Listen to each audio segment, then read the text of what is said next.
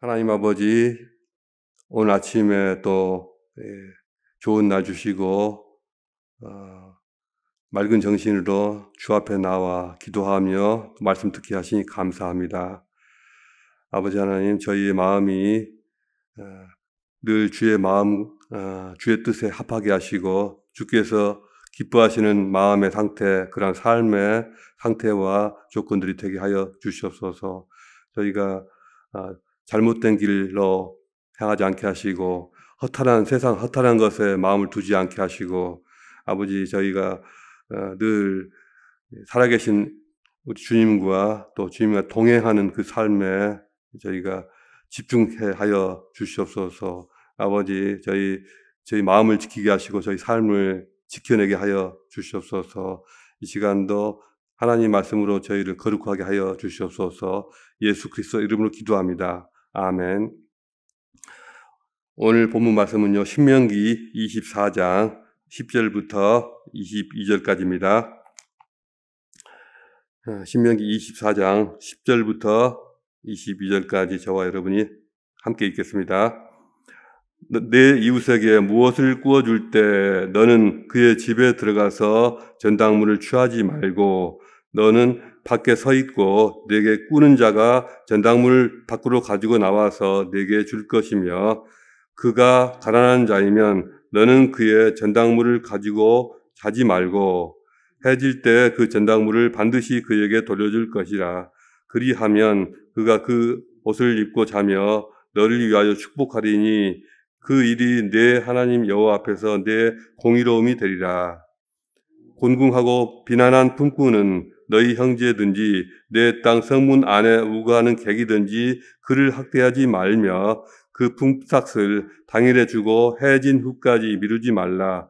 이는 그가 가난함으로 그 품삯을 간절히 바람이라. 그가 너를 여호와께 호소하지 않게 하라.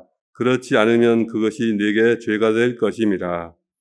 아버지는 그 자식들로 말미암아 죽임을 당하지 않을 것이요 자식들은 그 아버지로 말미암아 죽임을 당하지 않을 것이니 각 사람은 자기 죄로 말미암아 죽임을 당할 것이니라. 너는 객이나 고아의 송사를 억울하게 하지 말며 과부의 옷을 전당 잡지 말라. 너는 애굽에서 종되었던 일과 내 하나님 여호와께서 너를 거기서 홍량하신 것을 기억하라. 이러므로 내가 네게 이 일을 행하라 명령하노라. 네가 밭에서 곡식을 벨 때에 그 한 뭇을 밭에 잊어버렸거든 다시 가서 가져오지 말고 나그네와 고아와 과부를 위하여 남겨두라. 그리하면 내 하나님 여호와께서 내 손으로 하는 모든 일에 복을 내리시리라. 내가 내 감람나무를 떤 후에 그 가지를 다시 살피지 말고 그 남은 것은 객과 고아와 과부를 위하여 남겨두며, 내가 내 포도원에 포도를 딴 후에 그 남은 것을 다시 따지 말고 객과 고아와 과부를 위하여 남겨두라. 너는 애굽 땅에서 종되었던 것을 기억하라. 그러므로 내가 네게 이 일을 행하라 명령하노라. 아멘입니다. 오늘 나눌 말씀의 제목은 긍휼히 여기는 자입니다. 구약 성경에서 가장 중요하게 쓰이는 단어 중에 하나가 히브리어 헤세드, 긍휼이라는 단어입니다. 구약에서 150번 이상이나 나옵니다. 긍휼이라는 말은 성경 외에는 별로 쓰이지 않는 것 같습니다. 사전적인 뜻으로는 불쌍히 여겨서 돌봐준다라는 뜻이 있습니다. 헤세드라는 단어는 성경에서 오직 하나님의 성품을 나타낼 때만 사용하지 사람의 성품을 이 말로 표현하지는 않습니다. 오늘 우리가 읽은 본문에는 네 가지 사회법에 대해서 말하고 있는데요. 돈을 빌릴 때 담보물에 관한 규정, 또 날마다 품꾼에게 주어야 할 이 품삯 규정, 또 사형에 있어서 연좌제를 금지하는 규정, 그리고 나그네와 고아와 과부를 보호하는 규정입니다. 모두 힘없고 가난한 사람들의 인권과 생존권을 보장하기 위한 규정이라고 할 수가 있습니다. 우리가 읽었지만 오늘 본문에는 헤세드, 이 긍휼이라는 단어는 없습니다. 그러나 모든 구절마다 이스라엘 하나님 여호와의 헤세드, 즉 연약한 자들에 대한 하나님의 긍휼하심이 나타나고 있습니다. 먼저 10절에서 13절까지는 돈을 빌릴 때에 맡기는 이 담보물에 관한 규정입니다. 돈을 빌려줄 때에 담보물을 잡으려고 그의 집에 안에까지 들어가지 말고 밖에 서서 기다리면서 돈을 빌리는 사람이 담보물을 가지고 나오도록 해야 한다는 것입니다.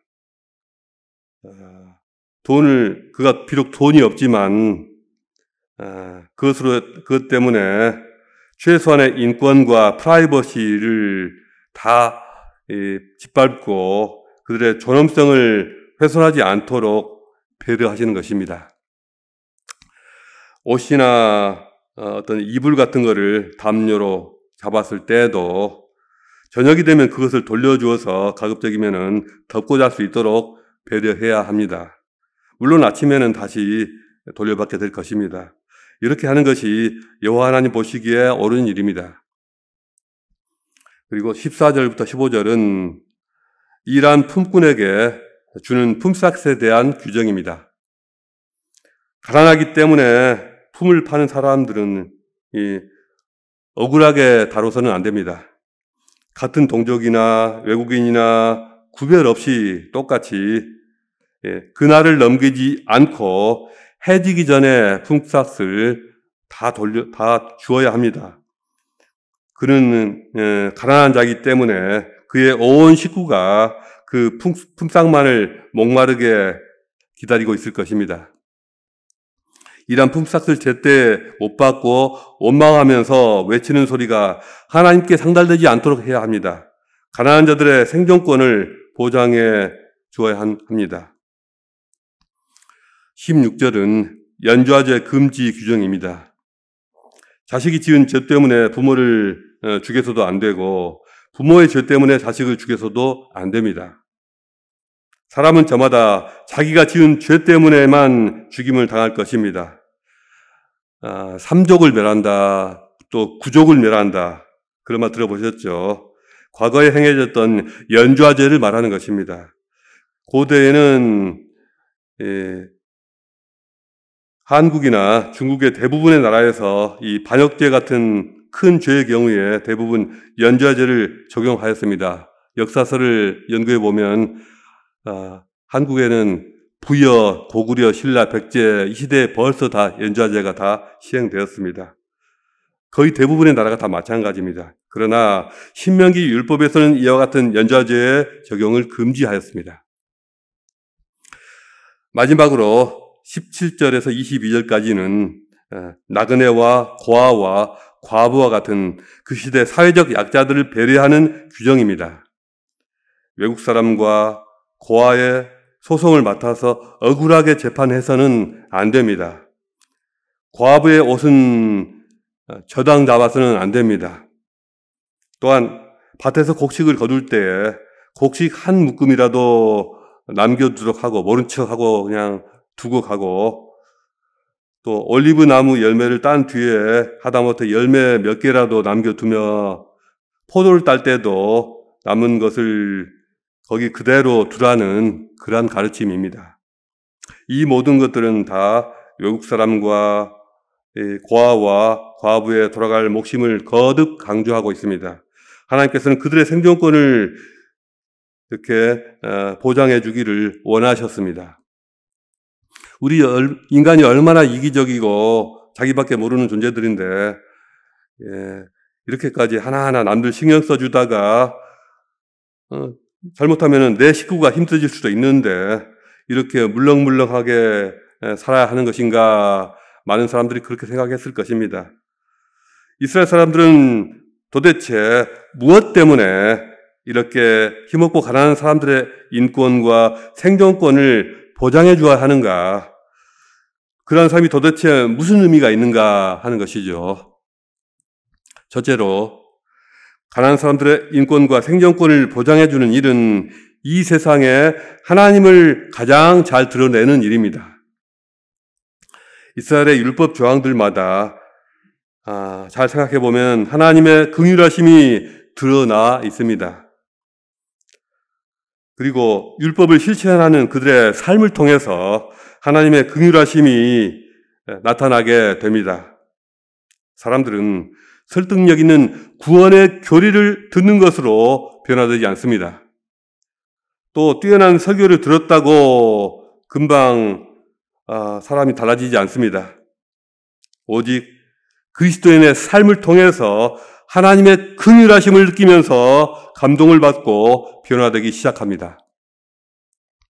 긍휼은 하나님만이 가지고 계시는 본질적인 속성입니다. 하나님은 긍휼 자체이십니다. 왜 하나님은 사랑할 구석이라고는 전혀 없었던 이스라엘 백성들을 애굽 땅에서 구원해 내셨을까요?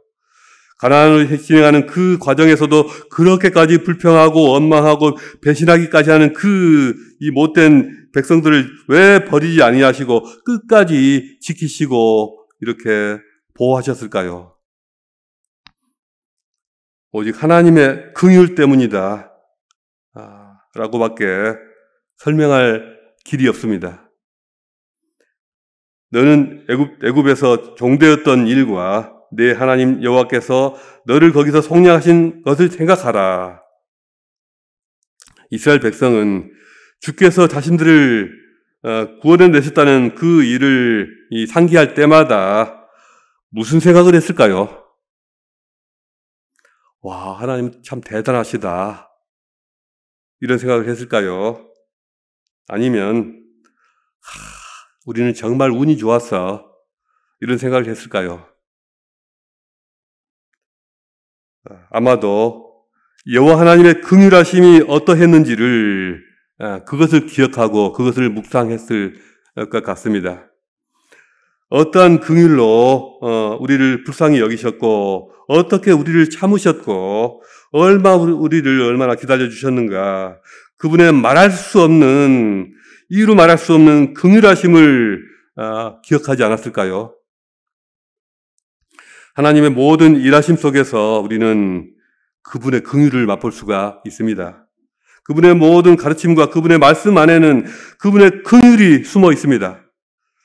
우리에게 명하시는 삶의 윤리 속에서도 그분의 긍휼하심이 숨어 있습니다. 그분이 명하시는 일들을 우리가 순종하여 행할 때 우리 자신뿐만 아니라 우리가 행하는 일에 직간접적으로 연관되는 모든 사람들이 하나님의 긍휼하심을 맛보아 알게 될 것입니다. 둘째로, 왜 우리가 가난한 사람들을 위해서 애써야 하느냐? 둘째로, 그 가운데서 나를 발견하게 되기 때문입니다. 이스라엘 백성은 나그네와 고아와 과부를 보았을 때 아무런 관심을 갖지 않을 수도 있습니다. 그러나 그들의 궁핍함을 보면서 자신들이 애굽 땅에서 종살이 하던 것을 기억하고 또 거기서 하나님께서 어떻게 자신들을 구원해 내셨는가를 생각할 수도 있습니다. 이것이 하나님의 긍휼인데, 긍휼의 마음을 갖는다는 것은 상대를 나와 동일시하는 것이라고 말할 수가 있습니다. 만일 어떤 어려움에 처한 이웃이 있다고 한다면 과거에 똑같은 처지에 있었던 나 자신을 생각하면서 그 이웃의 마음을 이해하게 됩니다. 이것이 동일시입니다. 내가 한번 겪어보았으니 그 이웃의 입장이 너무나도 이해가 되고 그의 고통과 슬픔이 내 것처럼 느껴지고 그러니 가만히 앉아 있을 수가 없는 것입니다. 이것이 주님의 마음이고 이것이 주님의 긍휼입니다. 그리고 이렇게 느끼는 긍휼의 마음 속에서 나 자신을 발견하게 됩니다. 주님이 내 마음속에 와 계신 것을 깨닫게 됩니다. 그러니 어려움 속에 있는 누군가를 도우며 함께 하면서 내가 준 것보다 오히려 내가 받은 것이 더 많음을 알게 됩니다. 긍휼히 여기는 자는 복이 있나니. 그런데 사실은 우리가 긍휼히 여기는 마음을 갖는 것은 잠깐은 쉬우나 지속적으로 갖는 것은 쉽지가 않습니다. 이웃이 어려움에 빠졌을 때 한두 번 도와주기는 쉽습니다. 어려움을 당할 때 잠깐 같이 울어주고 잠깐 같이 고민해 줄 수는 있습니다. 그러나 계속해서 어려움을 당하는 이웃을 위해 끝까지 마음을 함께 나누고 나의 것을 나눠주고 언제까지나 함께 불편함을 감수하는 일은 결코 쉽지가 않습니다. 이것이 왜 나의 책임이 되어야 하고 왜 나에게 부담이 되어야 하는지 그 이유가 금방 보이는 것은 아닙니다. 그러나 우리가 갖고 있지 않았던 것을 억지로 끄집어낼 수는 없고요. 우리 안에서 어떤 뭔가가 나온다면 그것은 하나님께로부터 오는 것입니다. 아, 내 것 가지고 하는 것이 아니구나. 주님께서 주시니 내가 할 수 있구나 하는 깨달음이 있게 되는 것입니다. 내가 처음부터 그럴 생각을 가진 것은 아니었는데 하나님의 사랑이 나를 강권하시는 것입니다. 우리가 늘 기도하는 마음으로 서 있는 것이 중요합니다. 그럴 때 주님이 시키시는 대로, 주님이 마음을 주시는 대로 하면 됩니다. 그렇게 하나님의 긍휼을 나타내는 사람이 다시 하나님으로부터 긍휼히 여김을 받음으로써 진정한 나를 찾게 됩니다. 셋째로, 왜 우리가 가난한 사람들을 위해서 애써야 하느냐? 그 세 번째로는 이렇게 하는 것이 하나님 여호와 앞에서 공의로움이 되기 때문입니다. 구약에는 정의와 공의라는 단어가 많은 곳에서 반복적으로 언급이 됩니다. 정의, justice는 히브리어로 미슈파트라고 합니다. 또 공의, righteousness는 히브리어로 짜데카라고 하죠. 미슈파트, 정의라는 것은 죄를 지은 사람에게 벌을 내리고 희생자를 보살펴 줌으로써 모든 것이 공평해지도록 만드는 것입니다. 그것이 미슈파트 정의입니다.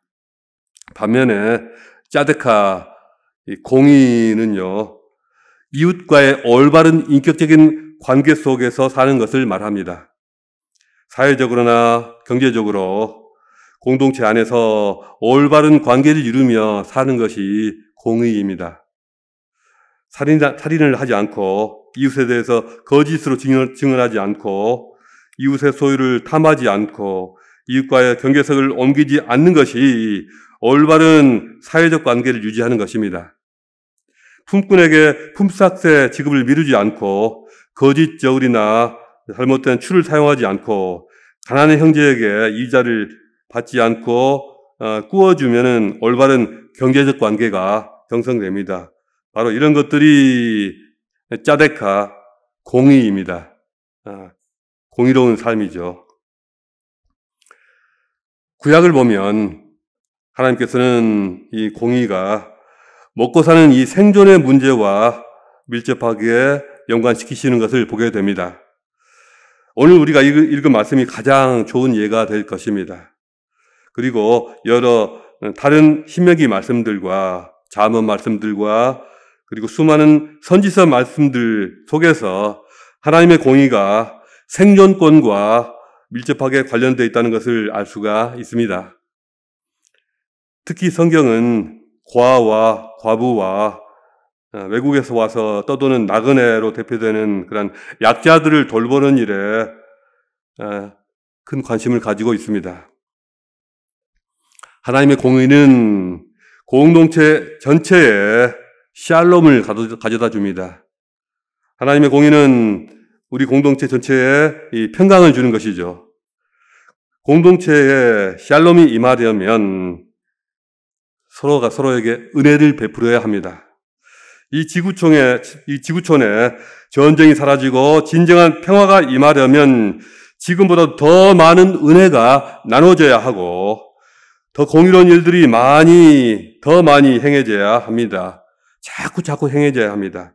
그래서 하나님의 공의는 은혜와 평강으로만 그 본질적인 것을 해결할 수가 있고 또 이해할 수도 있습니다.